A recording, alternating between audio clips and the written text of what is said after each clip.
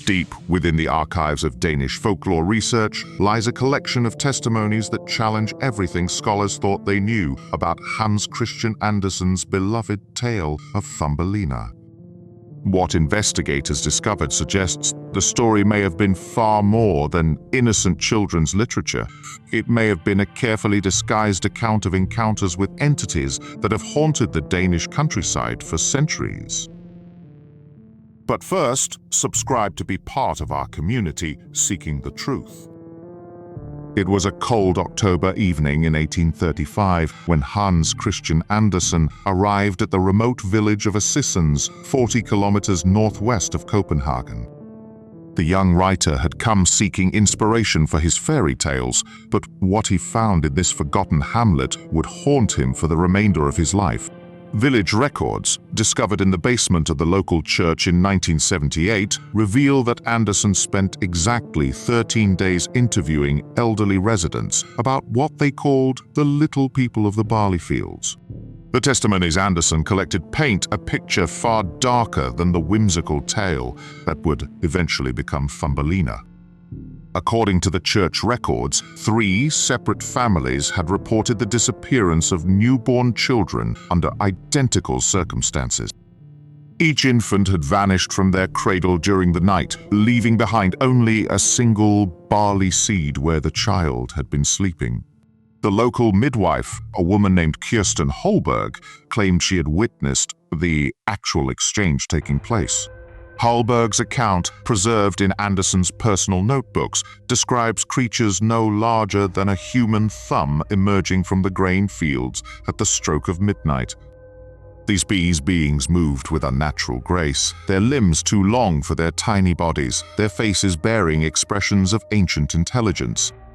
She reported that they carried what appeared to be perfectly formed miniature infants, no bigger than dolls, which they would place in the cradles before taking the human children away into the dark. The disturbing pattern had repeated itself across the region for generations. Church baptismal records from the 1700s show gaps where entire families had simply stopped recording births, followed by cryptic notes in the margins about offerings to the field spirits and the price of the harvest. Local farmers had developed elaborate rituals to protect their newborns, including placing iron nails around cradles and burning specific herbs during the full moon. What makes these accounts particularly unsettling is their consistency across multiple villages throughout Denmark.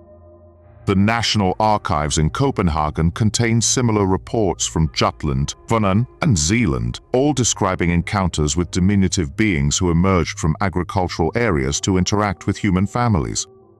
These entities always appeared during times of abundant harvest, suggesting a connection between their presence and the fertility of the land itself. The creatures described in these historical accounts bear little resemblance to the benevolent fairy folk of popular imagination. Witnesses consistently reported their eyes as completely black, reflecting light like polished stones. Their movements were described as insect-like, with joints that bent in directions that defied human anatomy. Most disturbing of all, they seemed to possess an intimate knowledge of human domestic routines, appearing to have observed families for extended periods before making contact. Andersen's notebooks reveal his growing obsession with these testimonies. He spent weeks walking the barley fields around Andersens, documenting strange circular patterns where the grain had been flattened in perfect spirals. Local farmers claimed these formations appeared overnight, always in fields where families had reported encounters with the small beings. The patterns were too precise to be natural, too complex to be the work of animals or weather. The writer's investigation took a darker turn when he discovered the fate of the missing children. According to Holberg's testimony, the human infants were not harmed, but were instead raised within an underground community that existed beneath the agricultural lands. These children, she claimed, would occasionally be seen in the fields as they grew older, but they had been fundamentally changed by their upbringing among the entities. Their eyes had turned the same reflective black as their captors, and they moved with the same unsettling, joint-bending gait.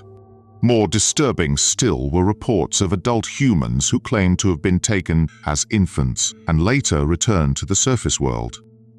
These individuals, known locally as the Barley Touched, displayed remarkable abilities to predict weather patterns and agricultural yield.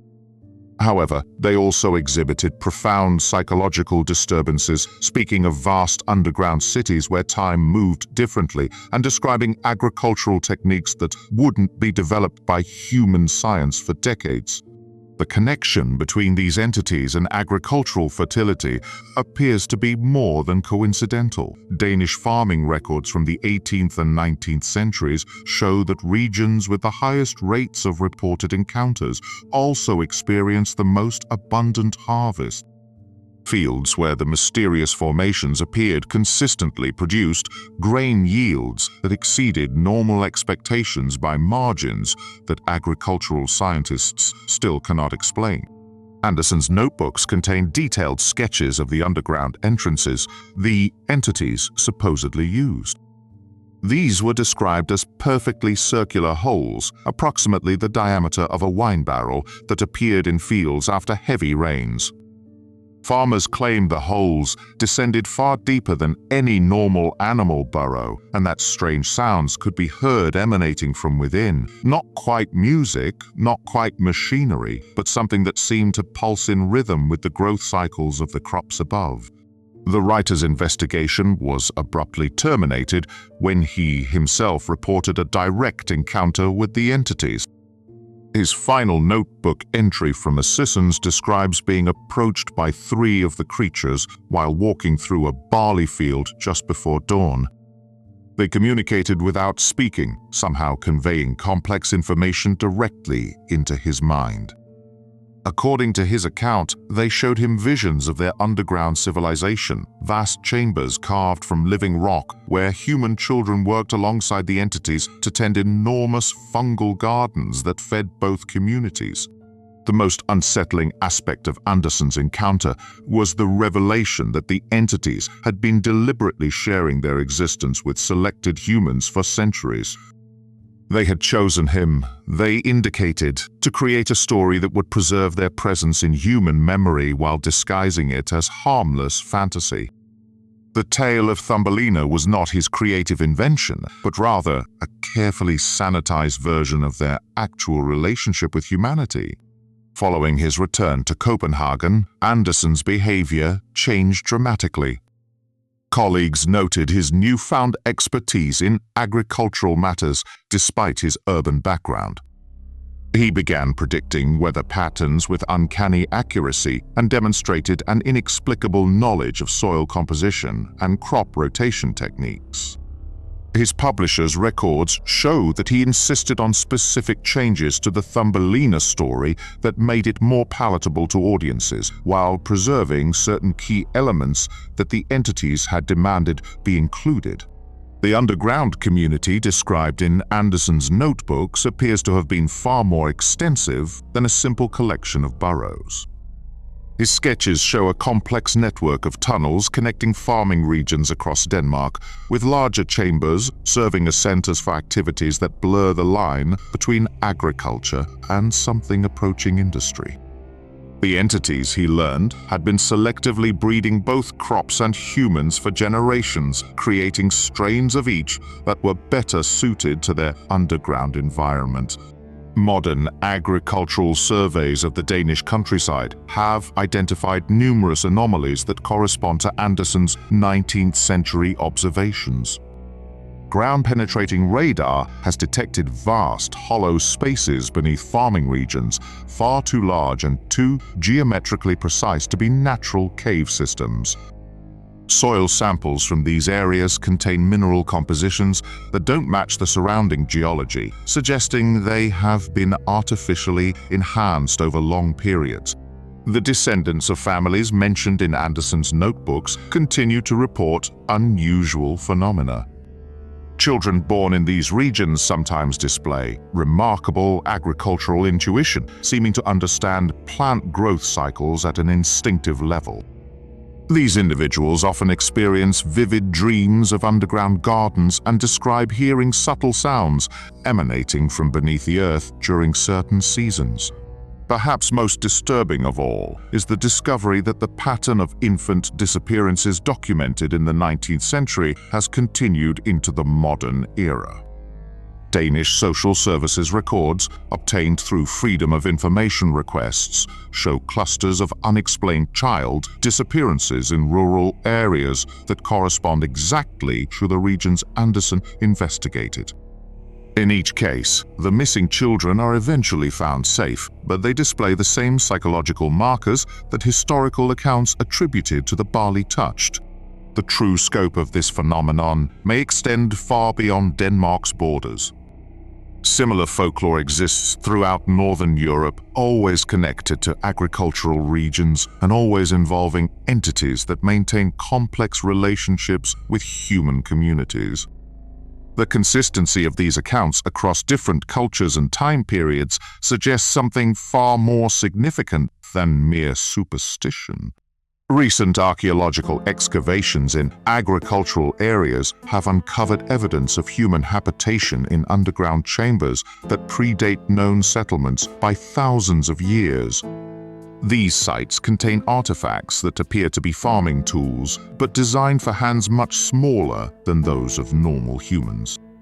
The implications of these discoveries have led to the classification of several research projects, with access restricted to a small number of approved investigators.